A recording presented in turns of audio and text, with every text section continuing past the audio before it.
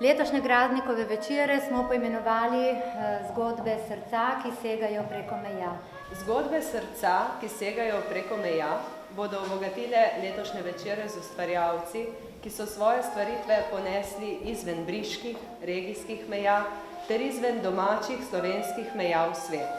Pozdrav članom društva Dablo, mentorju in seveda vsem vam, ljubiteljem umetnosti, ki bo v teh dveh večerih posebej za nas pripovedovala svojo zgodbo preko melodij, besede in slike.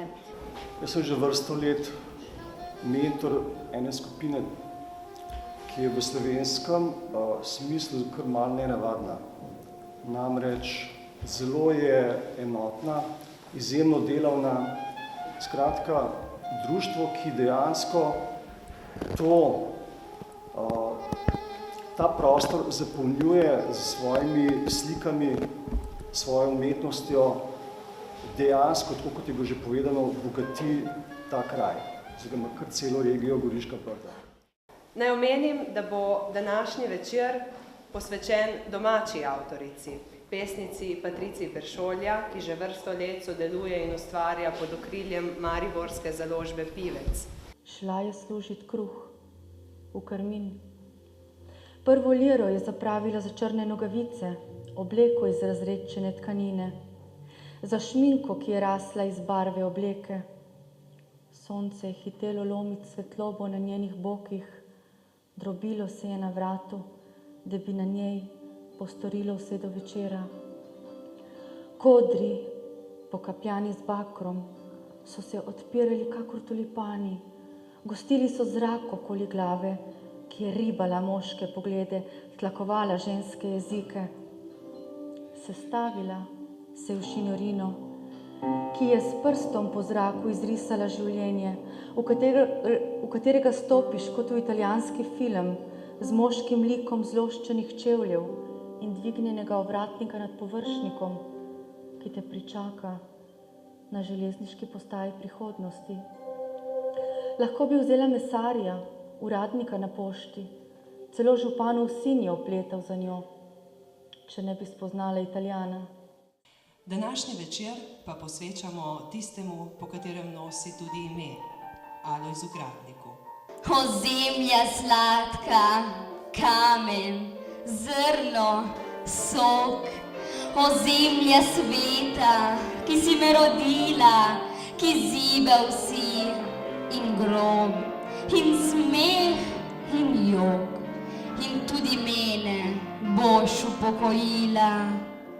Če tvoja kri ljubezen je in gnev, Če tvoja kri molitev je in kletev, če cvetenja in trohnobe žetev, na lesa razlije se moj spev.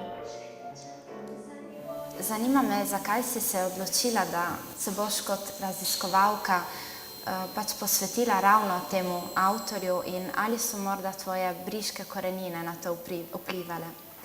Ja, moram reči, da je to vprašanje, na katerega me pravzaprav opozarjajo vedno znova pri vseh intervjujih, ki jih imam v zvezi s tole knjigo.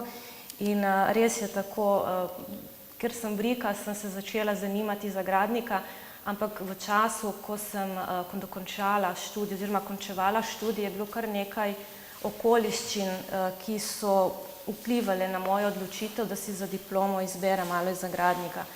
To je bil čas, ko sem sodelovala pri odboru za organizacijo Gradnikovih večerov. To je bil čas, ko se je odpirala Gradnikova spominska soba v Medani. In tudi moj oče je zelo velik ljubitelj Gradnikove poezije in jo je znal približati na še čisto poseben način kot mladi študentki. In vse to me je potem spodbudilo, da sem začela brskati po policah, iskati zbirke Alojza Gradnika, ki moram priznati, mi je bil dokaj neznani pesnik. Odkrila sem kar nekaj belih lis v literarni zgodovini, nekaj neznank o njegovem življenju in delu in to me je spodbudilo, da sem napisala diplomo o njegovih izborih v Sloveniji in Italiji. Naletela na pravzaprav skoraj neraziskan, obsežen prevajalski opus, tako da sem z delom nadaljevala v naslednjih letih vse do magistrskega dela.